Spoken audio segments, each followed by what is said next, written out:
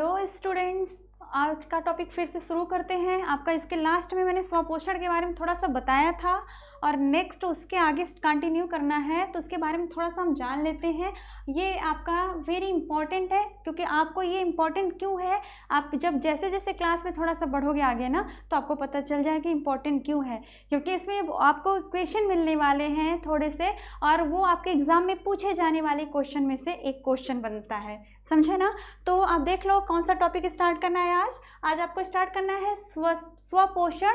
आपको स्वपोषी पोषण क्या होता है या स्वपोषण क्या होता है, इसके बारे में जानना है ना। इसके बारे में मैंने थोड़ा सा एक्सप्लेन किया था कि क्या होता है, किस में होता है। आप जानते हो हरे पेड़ पौधों में होता है और कुछ जीवाणुओं में होता है। जीवाणु में मोस्टली लोग बैक्टीरिया बोलते हैं, उसी बैक्टीरिया की बात कर रहे हैं। कुछ ऐसे बैक्टीरिया हैं जिनमें कि ये स्वपोषण होता है, ठीक है ना।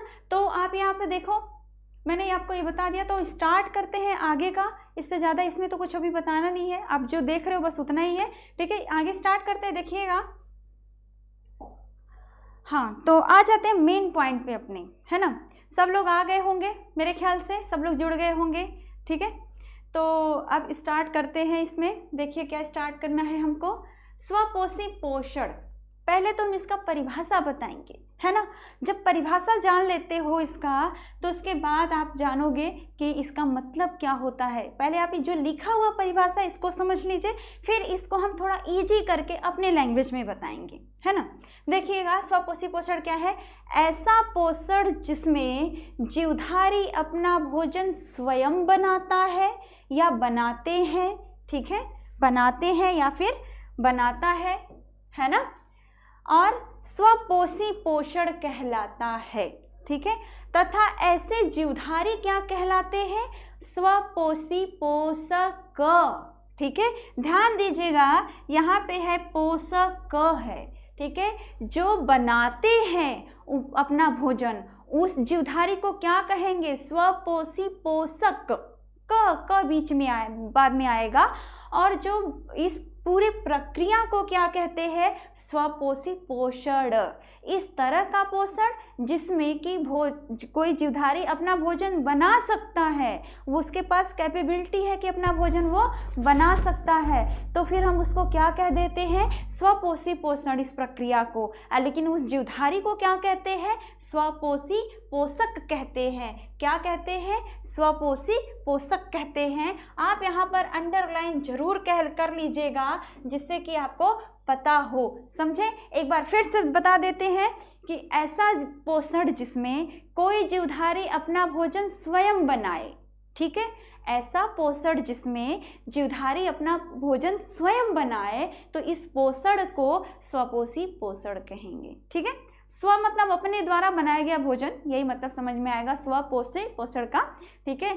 और जो जीवधारी बना रहे हैं उन जीवधारियों को क्या कह देंगे, स्वपोषी पोषक कह देंगे, समझे ना। तो ये सारी चीज़ें हो गई। अब इसमें मैंने एग्जाम्पल भी वही ऐड किया है जो मैंने लास्ट में बताया था, ठीक है। एग्जाम्पल आप देख के खुद आपको पता चल गया होगा। जो पहली बार आए हैं उनके लिए मैंने यहाँ पे ऐड करके दिखाई दिया है, वो भी जान लेंगे। और जो पहले से जानते हैं उनको थोड़ा एक बार रिपीट हो जाएगा तो दिमाग में सेट हो जाएगा, ठीक है। तो एग्जाम्पल में क्या है, हरे पेड़ पौधे हैं और उसके बाद क्या है, कुछ जीवधारी भी हैं इसमें, ठीक है ना।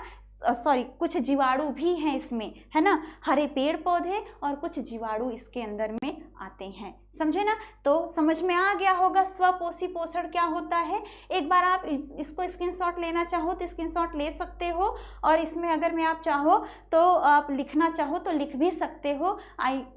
जो आपको समझ में आए वैसा कर सकते हो, ठीक है। लेकिन क्लास छोड़ के मत जाइएगा, क्योंकि इसके बाद जो आने वाला है ना, उसको आपको लिख के रखना बहुत ज़रूरी होगा।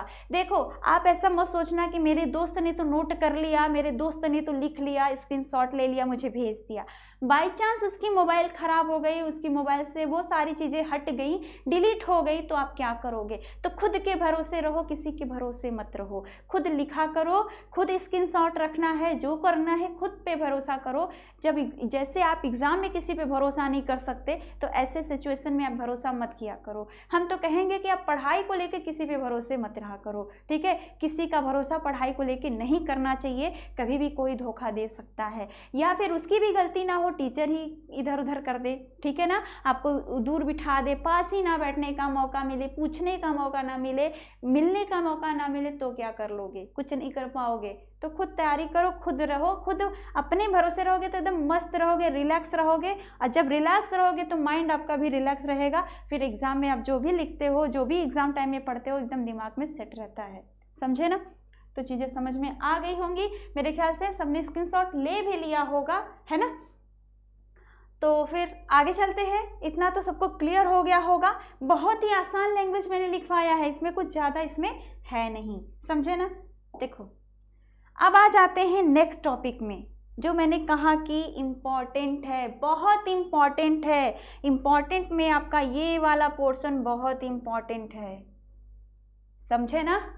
इसीलिए मैंने कहा कि इसके आगे चलो, इस वीडियो में जैसे जैसे आप आगे चलते जाओगे, जैसे जैसे आप इसमें थोड़ा बढ़ते जाओगे ना, तो आपको इम्पोर्टेंट मिलना शुरू हो जाता है।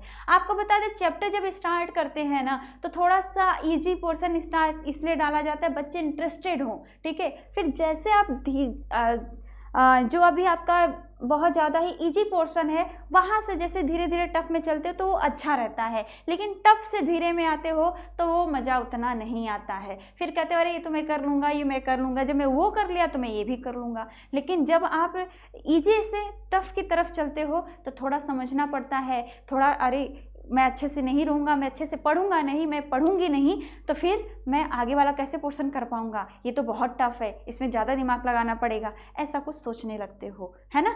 तो फिर अब देख लो, ये सारा है, तो स्टार्ट करें समझाना। प्रकाश संश्लेषण, देखो जो भी हरे पेड़ पौधे होते हैं वो अपना भोजन स्वयं बनाते हैं, तो वो अपना भोजन बनाने की प्रक्रिया जो होती है उसी को प्रकाश संश्लेषण कहते हैं, ठीक है। हरे पेड़ पौधों के द्वारा भोजन बनाने की प्रक्रिया जो होती है वही प्रकाश संश्लेषण कहलाती है। देखो, हरे पेड़ पौधों के द्वारा सूर्य के प्रकाश के उपस्थिति में, है ना, सबसे इम्पॉर्टेंट ये चीज़ें हैं, सूर्य के प्रकाश के उपस्थिति में। अगर में सूर्य की लाइट नहीं है तो भोजन नहीं बनने वाला है। इसका बेस्ट एग्जाम्पल आपको बता दे, आप जानते भी होंगे, जो थोड़े से रूरल एरिया, गांव एरिया से आते होंगे तो वो खेती बाड़ी के बारे में थोड़ा जानते भी होंगे, ठीक है ना। तो आपको बताएं, जब ओला पड़ता है, जब एकदम ज़्यादा ठंडी पड़ने लगती है, काफ़ी जो हार्ड वाली ठंडी रहती है, ठीक है, दिसंबर जनवरी की, तो उस टाइम आपको बताएं कि जब सूर्य कई दिनों तक नहीं दिखता है, यानी कि ये जो सूर्य की धूप हो रही है, ये धूप बहुत दिनों तक, कम से कम 10 दिन 15 दिन तक ऐसे नहीं दिन निकलती है धूप। तो उस केस में क्या होता है कि जो खेत में पौधे लगे रहते हैं उनकी पत्तियां पीली पड़ने लगती हैं, और पीली पड़ने की वजह से पौधे सूख जाते हैं। और ख़ासकर उस टाइम आलू बोया जाता है, और वो आलू छोटे छोटे साइज में निकलते हैं, उनकी साइज बड़ी नहीं हो पाती हैं, वो पूरी तरह से ग्रोथ नहीं कर पाते हैं, समझे ना। तो क्यों नहीं कर पाते? क्योंकि सूर्य का प्रकाश नहीं मिला, और जब सूर्य का प्रकाश नहीं मिला उनको, तो उस केस में वो अपना भोजन नहीं बना पाए, और जब भोजन नहीं बना तो पौधे को पोषण नहीं मिला, और नहीं पोषण मिला तो साइज उनकी कैसी हो गई, छोटी, पत्तियां सूखने लगी, पीली पड़ने लगी, झड़ने लगी, ये सारे रीजन आ जाते हैं। मैंने आलू की खेती बताई, लेकिन अब जो शहर एरिया में हैं उनके घरों में उनका खुद का घर होगा, या फिर किराए पे जैसे भी रह रहे हो, तो वो छोटा सा गमला में पौधे लगाते होंगे ना, तो उससे भी वो आइडेंटिफाई कर सकते हैं। अगर मैं वो बहुत ज़्यादा ऐसे एरिया, कॉर्नर एरिया में ऐसे जगह रख दिया गया है जहाँ पे सूर्य की धूप नहीं पड़ पा रही है, तो पौधा सूख जाएगा कुछ दिनों में।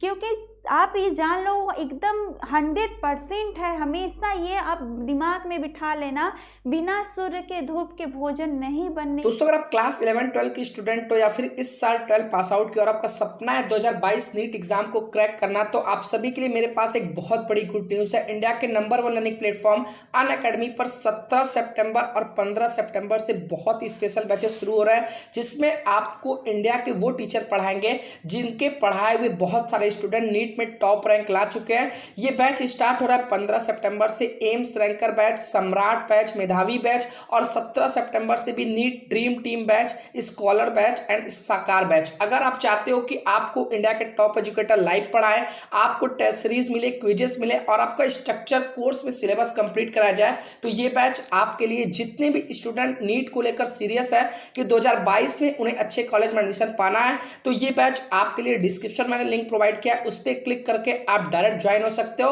और अगर आप स्क्रीन पर जो कोड दिख रहा है शुभम UP10, ये कोड यूज करोगे तो आपको टोटल फीस से 10% डिस्काउंट तुरंत देखने को मिलेगा। तो जितने भी स्टूडेंट इस वीडियो को देख रहे हैं, अगर आप भी नीट एग्जाम को क्रैक करना चाहते हैं तो आज ही इस बैच में जुड़कर अपनी तैयारी शुरू करें। वाला है हरे पेड़ पौधों में, और जब सूर्य का धूप नहीं रहेगा तो नहीं बनेगा, तो फिर उनके पत्तियां सूखना शुरू हो जाएंगी, पौधे सूखेंगे और वो उनकी फाइनली डेथ हो जाएगी।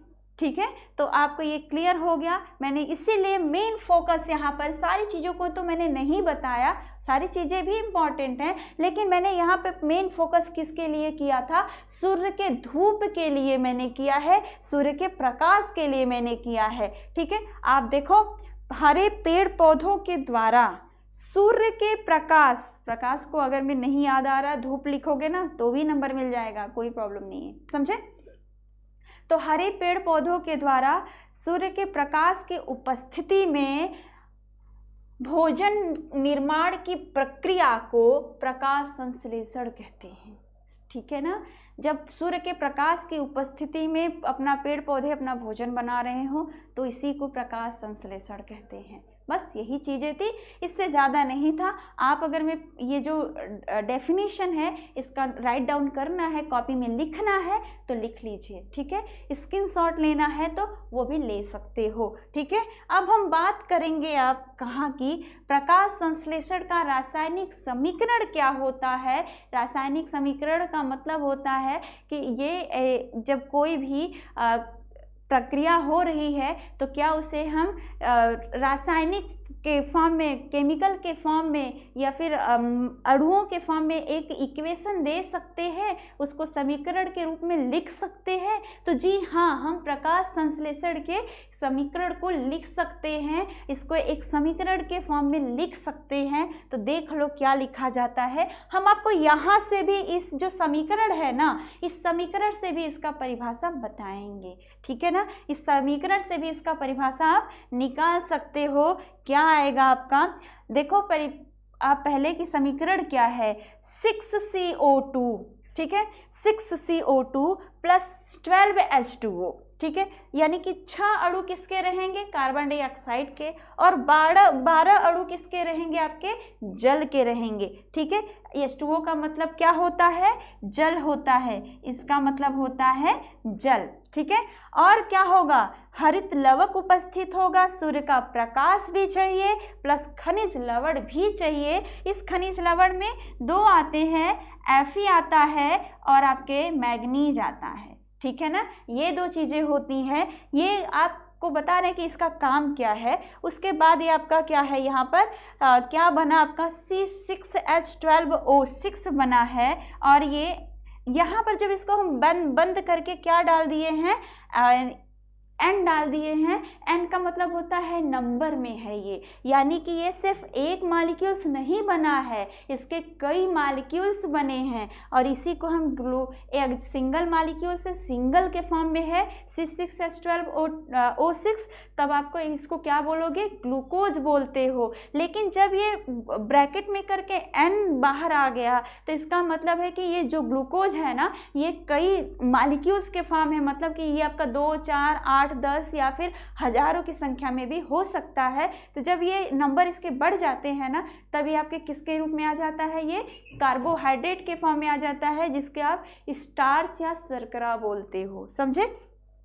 उसके बाद आपका यहीं से क्या रिलीज हो रहा है, 6 अणु किसके निकल रहे हैं, ऑक्सीजन के निकल रहे हैं, और 6 अणु आपके किसके निकल रहे हैं, जल के निकल रहे हैं। समझे ना। एक बार आप ये जो फार्मूला यहाँ पे जो लिखा गया है सबके, इसको आप लिख लीजिएगा। ये रासायनिक समीकरण है प्रकाश संश्लेषण का, और ये बहुत इंपॉर्टेंट है। एग्जाम में बस समीकरण भी कभी कभी पूछ लेता है कि प्रकाश संश्लेषण के समीकरण को दीजिए, रासायनिक समीकरण को दीजिए, तो 1 नंबर 2 नंबर आपके पूछ लिए जाते हैं। तो उसके लिए बहुत इंपॉर्टेंट है। आप क्वेश्चन पेपर कई साल के उठा के देख सकते हो, ये क्वेश्चन आए हुए हैं। ठीक है, तो आप इसको देख लो, और अगर मैं नोट करना है तो नोट भी करना है तो नोट कर लो, स्क्रीनशॉट लेना है तो स्क्रीनशॉट ले लो, लेकिन क्लास छोड़ के मत जाइएगा, क्योंकि आगे इसी के बारे में, इसी को लेकर हम इसका परिभाषा बताने वाले हैं कि इसी समीकरण के द्वारा आप परिभाषा कैसे निकाल सकते हो। अगर मैं आपको समीकरण याद है तब आप उसका परिभाषा, प्रकाश संश्लेषण की परिभाषा नहीं याद है, कोई टेंशन नहीं, समीकरण तो याद है ना, उसी को लेकर आप परिभाषा निकाल सकते हो। कैसे निकालोगे, आपका ये हो गया होगा, मेरे ख्याल से सबने तो नोट कर लिया होगा। अब हम बताते हैं कि इसकी परिभाषा आप कैसे दे सकते हो। ठीक है, देखना परिभाषा आप कैसे दोगे। देखो आपने क्या लिखा था, 6CO2 ये लिखा था ना, ठीक है, प्लस कितना लिखा था, आपका जल का मॉलिक्यूल्स इतना है ना। फिर आपने उसमें दिया था क्या क्या आने वाला है, आपका हरित लवक है। फिर उसके बाद आपका क्या है, सूर्य का प्रकाश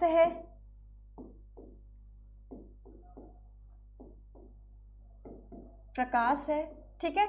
फिर उसके बाद आपका क्या आएगा, इसमें वह डाल देते हैं, है ना, इसके आगे कुछ नहीं है, वह खनिज लवण है, खनिज लवण है ना। ये चीजें हैं। बन क्या रहा है पहले हम ये देख लेते हैं, C6H12O6 है ये, है ना, ये N के फॉर्म में, प्लस क्या बना आपका 6O2 बना, प्लस क्या बना 6H2O बना। अब हमको इसी से बस इसका परिभाषा निकालना है, ये याद कर लिया, परिभाषा याद, ठीक। देखो क्या कहोगे, ठीक, देखना जब पौधे, ये तो आप ऐड कर सकते हो ना, क्योंकि आप जान ही रहे हो कि हरे पेड़ पौधों में हो रहा है, ठीक। तो जब हरे पेड़ पौधे सूर्य के प्रकाश, हरित लवक व खनिज लवण की उपस्थिति में, ठीक है, कार्बन डाइऑक्साइड, वातावरण से कार्बन डाइऑक्साइड लेंगे, और कहाँ से ये लेते हैं, पौधे जल कहाँ से लेते हैं, पता ही होगा आपको, पौधे जल मृदा से लेते हैं। मृदा से जल लेकर, ठीक है, लेकर अपना भोजन बनाते हैं, तो इसे प्रकाश संश्लेषण कहते हैं। और इस प्रक्रिया में ये आपका क्या बना है, ग्लूकोज, या इसको आप शर्करा बोल सकते हो, शर्करा, तथा ऑक्सीजन गैस व जल के अणुओं का निर्माण होता है। समझे ना, ठीक है। एक बात आपको और यहाँ पे हमको बतानी थी, आप देखोगे यहाँ पर O2 निकला है ना, ये O2, ठीक है। ये मैं आपको क्वेश्चन बता रही हूँ कि हो सकता है कि आपको इंट्रेंस एग्ज़ाम किसी में देना पड़े आफ्टर 10th, आप 11th के लिए किसी अदर स्कूल में ज्वाइन करने के लिए, या फिर जैसे CHS का निकलता है, बहुत अच्छे स्कूलों की बात करें तो वहाँ पे इंट्रेंस एग्ज़ाम होते हैं, तो उसमें ये अक्सर क्वेश्चन पूछे जाते हैं कि जो आपका ये प्रकाश संश्लेषण यानी फोटोसिंथेसिस हुआ है, इसमें ऑक्सीजन का निर्माण होता है। ये ऑक्सीजन कहाँ से रिलीज होता है, क्योंकि ऑक्सीजन तो कार्बन डाइऑक्साइड के पास भी है ना, और आप देख रहे हो जल के भी पास भी ऑक्सीजन है ना, तो लेकिन ये ऑक्सीजन के अणुओं का निर्माण किससे हुआ है, कार्बन डाइऑक्साइड से हुआ है या फिर जल से हुआ है, ठीक है ना। तो फिर आप उस समय कंफ्यूज हो जाते हो कि दोनों में तो ऑक्सीजन है, किसका निकला होगा, आपको नहीं पता चलता है, ठीक है। तो फिर आप वहाँ पे गलत आंसर भी लगा सकते हो। तो मैं यहाँ पे आपको बता रही हूँ कि यहाँ पे जो ऑक्सीजन का निर्माण होता है, ये ऑक्सीजन कहाँ से बनता है, जल के अपघटन के द्वारा ऑक्सीजन निकलता है। इसी जल की बात कर रहे हैं, इसी जल का जब अपघटन होता है, जल के अपघटन का मतलब होता है टूटना, ठीक है ना। जब जल के अणु टूटते हैं तो उस केस में जाके कि क्या बन जाता है, ऑक्सीजन रिलीज हो जाता है, वहीं से ऑक्सीजन रिलीज होता है। ठीक है, कभी भी गलत आंसर लगा के मत आइएगा, मतलब कार्बन डाइऑक्साइड वाले पर आप मार्क मत करिएगा एंट्रेंस एग्जाम में। ठीक है, आपके क्वेश्चन गलत हो जाएंगे। ठीक है, ऑक्सीजन का निर्माण हमेशा आपके जल के टूटने की वजह से होता है। ठीक है, जो आपका 12H2O था यही ब्रेक हो जाता है। अब ब्रेक होने के बाद आपका 6O2 यहीं से रिलीज होता है। ठीक है, 6O2 रिलीज होता है और आपके जो यहाँ से क्या बचेगा, उसके बाद आपके पास 12OH जो बचता है ये बच जाता है, प्लस हाइड्रोजन निकलते हैं आपके एक मिनट देखो 6OH निकल जाते हैं। ठीक है, 6OH यहाँ से निकलते हैं और उसके बाद आपके और क्या निकल जाते हैं, हाइड्रोजन यहाँ से रिलीज हो जाता है। यहाँ पर आते हैं, एक मिनट देखना ये चीज़ें। ऑक्सीजन यहाँ से निकल गया, ठीक, ऑक्सीजन निकला है आपका। उसके बाद क्या रिलीज हुआ है, 12 आपके हाइड्रोजन मॉलिक्यूल्स रिलीज हुए हैं।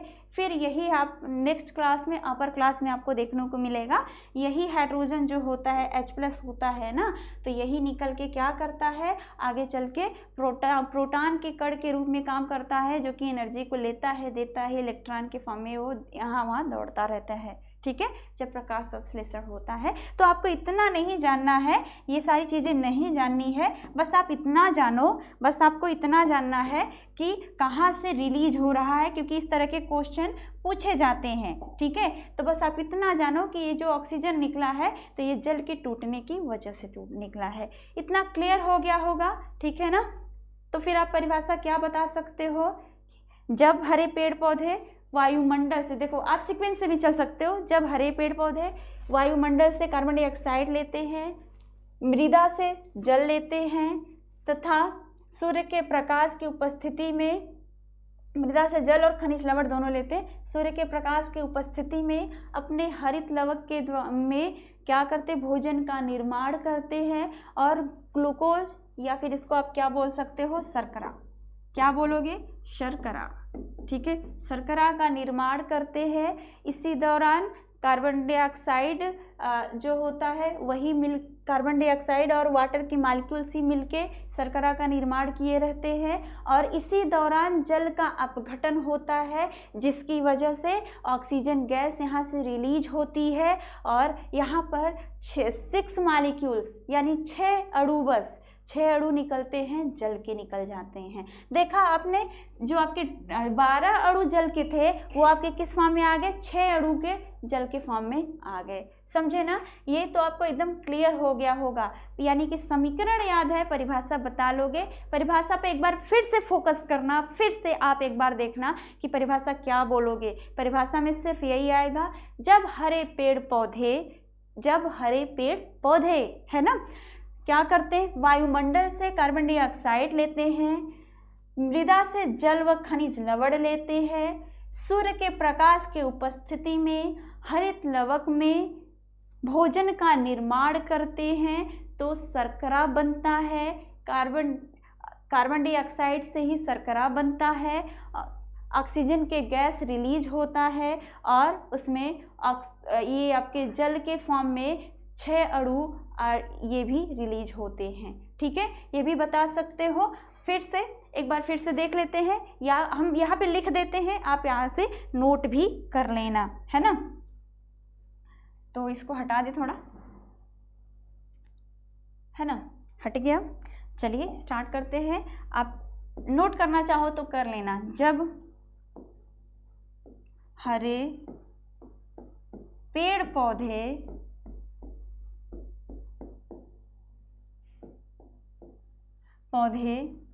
वायुमंडल से, कार्बन डाइऑक्साइड है कहाँ मिलने वाला है, वायुमंडल में मिलने वाला है, तो फिर वहाँ से मिलने वाला है, तो फिर आप देख लो, जब हरे पेड़ पौधे वायुमंडल से क्या लेते हैं, CO2 वायुमंडल से CO2,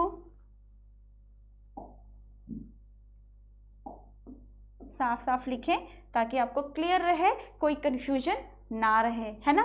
वायुमंडल से CO2, मृदा से जल। अब आसानी हो जाएगी, हम क्यों लिख दिए ना, हम जानते हैं कि थोड़ा सा कंफ्यूज हो जाओगे, इसी वजह से मैंने लिख दिया है, अब आपको आसानी हो जाएगी देखने में। मृदा से जल लिया, जल के साथ और क्या मिलेगा उनको, खनिज लवण भी मिलेगा ना, वह खनिज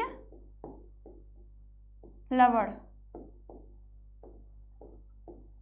हो गया, जल व खनिज लवण हो गया। आगे देखते हैं खनिज लवण, वह सूर्य के प्रकाश, एक मिनट,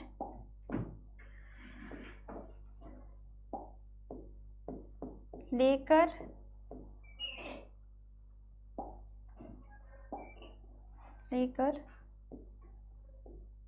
वह सूर्य के प्रकाश के उपस्थिति में, प्रकाश के उपस्थिति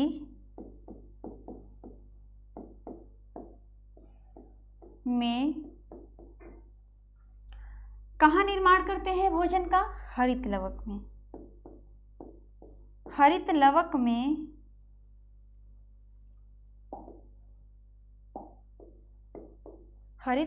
लवक में भोजन का निर्माण करते हैं, भोजन का निर्माण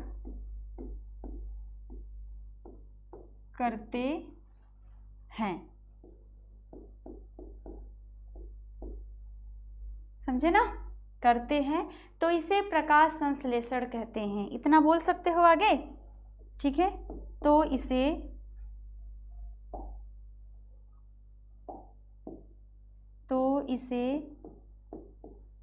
प्रकाश संश्लेषण कहते हैं, है ना, प्रकाश संश्लेषण कहते हैं, हो गया। और इसी में आगे बताओगे कि क्या बना, ठीक है, क्या बना, क्योंकि देखो आप जो इक्वेशन लिखा उसी के हिसाब से मैंने बस लिखा है, मैंने कुछ अलग से एक्स्ट्रा इसमें जोड़ा नहीं है। इक्वेशन याद है तो आप डेफिनेशन भी बता सकते हो, मैंने कह दिया, ठीक है। आप देख लो इसमें अब ये क्या होने वाला है कि इसमें क्या बना है हमको वो भी इसमें बताना है,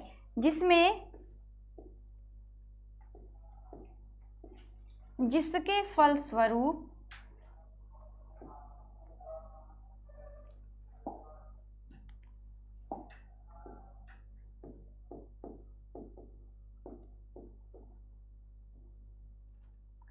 क्या बनेगा, शर्करा,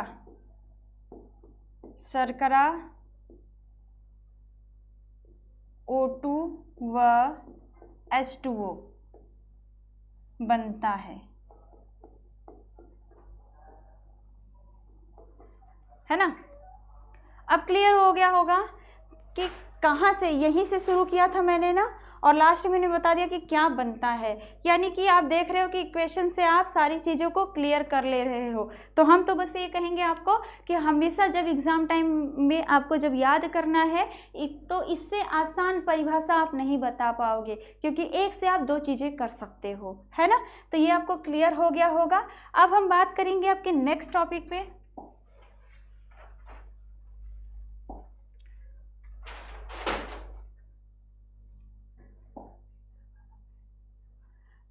है ना।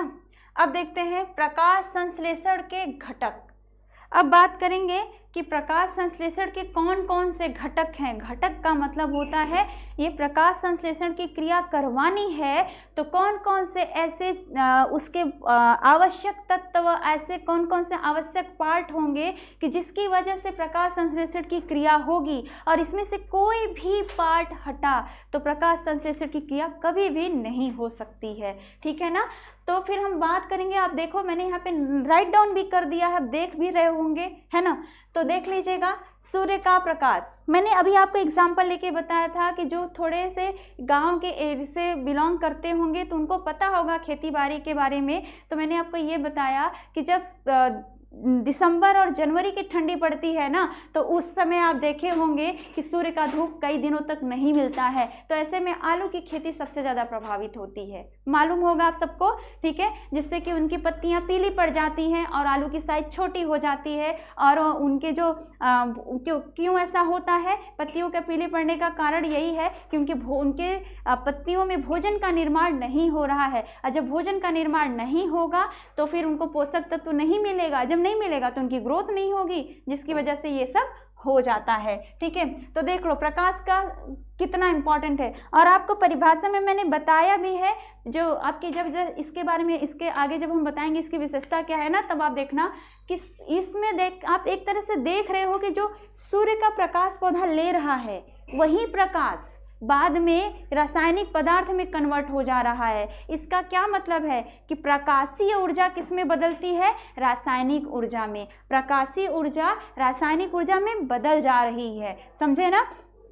तो देखना इसमें सूर्य का प्रकाश पहला इंपॉर्टेंट पार्ट है। दूसरा है कार्बन डाइऑक्साइड। यही कार्बन जो है, यही कार्बन आपका कहाँ जाता है जानते हो, जब आप ग्लूकोज का फार्मूला देख रहे हो C6H12O6, तो वहाँ जो देख रहे हो ना, वही कार्बन है, यही वाला कार्बन वहाँ पर जाके ऐड हुआ है तो आपका ग्लूकोज बना है। अगर मैं ये नहीं रहा तो क्या ग्लूकोज बनना संभव है? कभी भी नहीं बन सकता, समझे ना, कभी भी नहीं बन सकता, है ना, ठीक है। फिर बात करते हैं जल की। अब आप देखे हो यही वाला जल, ये हाइड्रोजन जाके उस ग्लूकोज में हाइड्रोजन में ऐड हो रहा है, हाइड्रोजन वहाँ पर ऐड हो रहा है और यही ऑक्सीजन यहाँ से रिलीज होकर ऑक्सीजन दे रहा है, ठीक है। अब बात उसके बाद हरित लवक। हरित लवक का मेन वर्क क्या होता है? प्रकाश को अवशोषित करना। क्या काम है? प्रकाश को अवशोषित करना। अवशोषित करना, प्रकाश को अवशोषित करने का काम कौन करेगा? हरित लवक। पौधे में हरित लवक नहीं रहेगा तो सूर्य के प्रकाश को कौन लेगा? कोई नहीं ले सकता, ठीक है। हमारे शरीर में नहीं है, देखो हम लोग लेते हैं, नहीं तो हम लोग भी सारे के सारे लोग हरे हरे दिखते, पूरे जहाँ पे आप जाते ना सारे लोग हरे हरे दिखते। तो उसका कोई मतलब, आप सोच लो कि तब हमारे पास हरित लवक होता तो हम भी अपना भोजन बनाते, तो हम परपोषी की कैटेगरी में कभी नहीं जाते, हम कैसे हो जाते? स्वपोषी की कैटेगरी में आ जाते। तो फिर ऐसा हो जाता, तो फिर एक पॉइंट और भी आप सोच रहे होंगे, तो हमको पेड़ पौधों की कभी ज़रूरत नहीं पड़ती है, ठीक है। कभी पेड़ पौधों की ज़रूरत ही नहीं पड़ती क्योंकि हमारे पास हरित लवक होता, हम अपना भोजन बना रहे हैं, हमको ऑक्सीजन भी मिल रहा है ना, सारा कर सकते हैं। तो वही आपको बता रहे हैं कि हम जो भी जीवधारी हरित लवक रखेगा वही भोजन बना पाएगा। और ये किस में होता है? हरे पेड़ पौधों में होता है और कुछ बैक्टीरिया में इस तरह का लवक पाया जाता है जिसकी वजह से प्रकाश को अवशोषित किया जा सके और फिर उसको रासायनिक पदार्थ में बदला जा सके, समझे। लास्ट वाला पॉइंट मैंने अभी लास्ट वाले टॉपिक में जस्ट बताया है कि अभी आज ही की क्लास में कि खनिज लवण बहुत इंपॉर्टेंट है, ठीक है। ये खनिज लवण आपको एक एग्जाम्पल बता रहे हैं, ठीक है। सभी के घर में क्या बनता होगा? इडली डोसा बनता होगा ना। तो आपको ये बता दें कि आपकी मम्मी क्या करती है? खमीर बोलती है ना, खमीर या बेकिंग सोडा या फिर इनो कुछ ऐसा डालती हैं जिसके में कि थोड़ा सा पफी बने और बहुत जल्दी से वो स्वेलिंग उसमें आ जाए, बहुत जल्दी से उसको बना सके। तुरंत बनाना है तो इनो पाउडर यूज करती हैं, ठीक है ना, ऐसा करती हैं। और नहीं तो फिर उनको पूरी रात वो भिगो के रखो, ये सब करो वो सब करो, वो बहुत सारे उसमें तामझाम हो जाते हैं, ठीक है। यानी काम को जल्दी करवाना है, थोड़ा तेज करवाना है, स्पीड अच्छी करनी है। तो जो चीज़ें हम यूज कर रहे हैं, यानी किसी भी रिएक्शन, किसी भी के रिएक्शन को थोड़ा जल्दी करवाना है तो उसमें जो चीज़ें यूज होती हैं, ठीक है ना, तो यानी कि उसको क्या कहा जाता है, आपका रासायनिक समीकरण के वृद्धि दर को बढ़ाने वाले, है ना, वो काम यहाँ पर ये करता है, खनिज लवण करता है। जब प्रकाश संश्लेषण होता है तो उसमें खनिज लवण इन्वॉल्व होता है और उस प्रकाश संश्लेषण की क्रिया के दर को बढ़ा देता है और बहुत फास्ट रिएक्शन तब होना शुरू होता है, ठीक है। जो काम 2 से 4 घंटे में होने वाला है वो सेकंड में होकर कंप्लीट हो जाता है, ठीक है। और इसके अंदर कौन कौन आता है, आयरन आता है और मैग्नीज आते हैं। इसके अंदर सिर्फ 2 आते हैं जो कि रिएक्शन को बहुत फास्ट करवाते हैं। कैसे करवाते हैं, रिएक्शन को बहुत फास्ट करवाते हैं, ये आपके खनिज लवण में आते हैं। तो यहाँ पर आपने घटक के बारे में देख लिया है, ठीक है, जिसको अब नोट करना है, नोट कर लीजिए। मैंने पहले ही कहा है किसी के दोस्त या किसी मित्र के भरोसे मत रहिएगा, अपना नोट स्वयं बनाइए, अपना आपके पास रहेगा, आप सेटिस्फाइड रहोगे, कभी भी खोलोगे, कभी भी पढ़ोगे, कभी भी मिल जाएगा, ठीक है। और आपको एक बात और बता दें कि अभी आज की क्लास से जो जुड़ना स्टार्ट किए हैं तो इनको अगर मैं जो भी क्वेश्चन, जो भी डाउट हो पिछले क्लासों के लिए, तो आप कमेंट बॉक्स में से आप अपना जो प्रॉब्लम है उसको लिखिएगा, वहाँ से सॉल्यूशन मिल जाएगा उसके लिए, है ना। और आपको क्लास पसंद आ रही है तो इसको शेयर ज़रूर करिएगा अपने दोस्तों में। समझ में आ गया होगा, एक बार इसको आप देख लीजिए, एक बार इसको आप नोट करना है तो नोट कर लीजिए, ठीक है। ये कंपोनेंट्स भी कभी कभी पूछे जाते हैं लेकिन रासायनिक समीकरण बहुत ज़्यादा इंपॉर्टेंट है। क्लियर हो गया होगा अभी, है ना। आई थिंक सबका कंप्लीट हो गया होगा। अब नेक्स्ट पॉइंट पे चलते हैं, है ना। ठीक, अब आ जाते हैं आपके, ये आपके आज के लिए लास्ट टॉपिक है।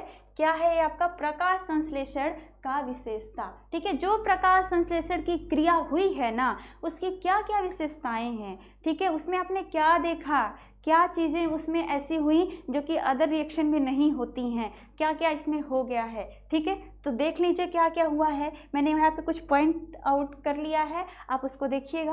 पहले पॉइंट में क्या है आपका, प्रकाशीय ऊर्जा का रासायनिक ऊर्जा में परिवर्तन, यही होता है ना, ठीक है। अभी मैंने जस्ट आपको बताया था कि जो इसमें सूर्य के प्रकाशीय ऊर्जा को किस में बदल दिया गया, रासायनिक पदार्थ बना दिया गया का शर्करा, मतलब जो शर्करा समझे तो शर्करा समझे, ग्लूकोज समझे तो ग्लूकोज ही समझ लो, कार्बोहाइड्रेट समझते हो तो वही समझो, या स्टार्च समझते हो तो स्टार्च समझो, ठीक है। जो भी आपको समझ में आए वही समझो। लेकिन ये यहाँ पर क्या हुआ है, प्रकाश को, प्रकाशीय ऊर्जा को किस में बदल दिया गया है, रासायनिक पदार्थ में बदल दिया गया है। तो यही है, इसमें प्रकाशीय ऊर्जा को रासायनिक ऊर्जा में बदल दिया जाता है या रासायनिक ऊर्जा में परिवर्तन होता है, ठीक है। दूसरा पॉइंट देखते हैं, जल का अपघटन। मैंने इसी पर आपको बताया था कि एंट्रेंस एग्जाम में पूछे जाने वाला क्वेश्चन, ठीक है, जिसमें पूछा जाता है कि प्रकाश संश्लेषण के दौरान ऑक्सीजन जो निकलता है वो कार्बन डाइऑक्साइड का होता है या फिर जल का होता है। तो वहीं मैंने कहा था कि जल का अपघटन होता है। अपघटन में मैंने बताया था कि इसका मतलब होता है टूटना, ठीक है। और जब ये टूटता है तभी ऑक्सीजन रिलीज होता है, कार्बन डाइऑक्साइड का कभी भी ऑक्सीजन रिलीज नहीं होता है, समझे। तो देख लिया आपने, यहाँ पे जल का अपघटन हो रहा है। दूसरा में आप देख रहे हो कि प्रकाश संश्लेषण ही एक ऐसा माध्यम है जिसके द्वारा कि ऑक्सीजन का निर्माण किया जा सकता है, और ऑक्सीजन का जो लेवल हम जानते हो कि 21% होता है वो बना रहे, ये इसके लिए सबसे ज़्यादा है कि प्रकाश संश्लेषण क्रिया होती रहे पेड़ पौधों में, ठीक है, ये इंपॉर्टेंट है। तो यहाँ पर आप देख लो, प्रकाश, यहाँ पर O2 का निर्माण होता है, ठीक है, नेचुरल तरीके से। उसके बाद देखिए यहाँ पे और किन चीज़ों का निर्माण हुआ था, शर्करा का निर्माण हुआ था कि नहीं हुआ था, जिसको मैंने क्या लिखा था, C6H12O6 लिखा था, ये मैंने लिखा था, है ना। आपने देखा होगा ये चीज़ें लिखी गई थी, है ना, तो ये भी आपने देख लिया, ठीक। अब लास्ट में आप यह देखो, जल का वाष्प के रूप में उत्सर्जन, जो लास्ट में आपका आया था, देखे होंगे H6H2O, ये आया था ना। जब भी प्रकाश संश्लेषण में वाटर रिलीज होता है तो हमेशा वाष्प के रूप में ही होता है, न कि डायरेक्ट पानी के फॉर्म में ही बाहर आता है, हमेशा वाष्प के रूप में निकलता है, समझे।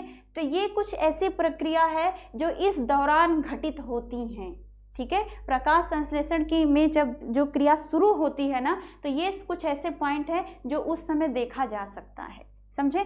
तो आई होप आज का क्लास बिल्कुल क्लियर होगा, ठीक है। एक बार रिवीजन कर देते हैं, ठीक। मैंने यहीं से शुरू किया था कि आज आपको ये टॉपिक पढ़ाना है, इसमें तो कुछ बताना है नहीं, है ना। तो देख लो, फिर ये बातें आई थी यहाँ पर, प्रकाश संश्लेषण, स्वपोषी पोषण मैंने स्टार्ट किया था, उसकी परिभाषा मैंने दे दिया था, उसका एग्जाम्पल भी बता दिया था, ठीक है। ये लास्ट क्लास में भी हुआ है, तो ये तो आपको समझना उतना टफ नहीं होगा, ठीक। अब यहाँ पे मैंने ये थोड़ा सा अलग था आज के लिए, ठीक। प्रकाश संश्लेषण है क्या? प्रकाश संश्लेषण मैंने वही बताया, हरे पेड़ पौधे जो अपना भोजन बनाते हैं वही प्रकाश संश्लेषण की क्रिया कहलाती है, ठीक। ये भी आपको एकदम क्लियर होगा। हाँ, इसमें मैंने कहा था ये जो समीकरण है ना, यही इंपॉर्टेंट है, इस पर थोड़ा विशेष ध्यान दीजिएगा सब लोग, ठीक है। प्रकाश संश्लेषण का रासायनिक समीकरण क्या है, ये जो यहाँ पे दिया गया है, इसको अच्छे से आप रट लीजिएगा, क्योंकि यहाँ पे रटने वाली चीज़ें हैं जो अगर मैं 6, 7, 8 में अच्छे से नहीं पढ़े होंगे उनके लिए दिक्कत होगा। लेकिन आप अगर मैं यहाँ पे कंटिन्यू बने रहेंगे तो आपके सारे जो प्रॉब्लम आएंगे ना, सबके लिए सोल्यूशन भी यहाँ पर अवेलेबल है, ठीक है। तो बात करते हैं, यहाँ तक भी आपको क्लियर होगा। फिर देखिएगा, मैंने ये बता दिया कि इसको लेकर आप कैसे परिभाषित कर सकते हो, तो मैंने ये भी बता दिया है आपको, यहाँ से भी कोई प्रॉब्लम नहीं आने वाली है ना। इसका भी आप नोट्स ले लीजिएगा, ठीक है। ना समझ में आए तो वो वीडियो को आप 2 से 3 बार देखिए, तब आपको क्लियर हो जाएगा, ठीक है। उसके बाद तो नहीं समझ में आता, फिर आप कमेंट बॉक्स में कमेंट करिए, फिर वहाँ से सॉल्व किया जाएगा उसको, ठीक। अब देखिए, प्रकाश संश्लेषण के जो मेन इंपॉर्टेंट पॉइंट्स होते हैं, जो उनके मेन पार्ट्स होते हैं, उनको भी यहाँ पे बता दिया गया। ये सारी चीज़ें भी बहुत ज़रूरी हैं, ठीक है। फिर मैंने इसके लिए विशेषता बताई है इसकी, ये सारे जो प्रकाश संश्लेषण की क्रिया हो रही है, तो ये सारी क्रियाएं भी उनके साथ साथ होती रहती हैं, यानी प्रकाश संश्लेषण की प्रक्रिया में ये सारी भी क्रियाएँ होती हैं, ठीक है ना, समझे ना। तो फिर आज के लिए बस इतना ही, और अगर में आपका कोई भी प्रॉब्लम है तो आप उसमें क्वेश्चन आप अपना डालिए, और अगर इससे कुछ बेटर सुझाव है तो वो भी डालिए, उसको भी देखा जाएगा, ठीक है। और अगर मैं क्लास अच्छे से समझ में आ रहा है तो आप अपने दोस्तों में, मित्रों में आप क्या करो, इसको शेयर करो थोड़ा, ठीक है। और आप शुभम क्लासेस से जुड़े रहिए, आपके हर एक सब्जेक्ट के लिए अलग अलग टीचर है, तो थोड़ा ध्यान दीजिएगा, है ना। तो आज के लिए बस इतना ही, ठीक है। Have a nice day everyone.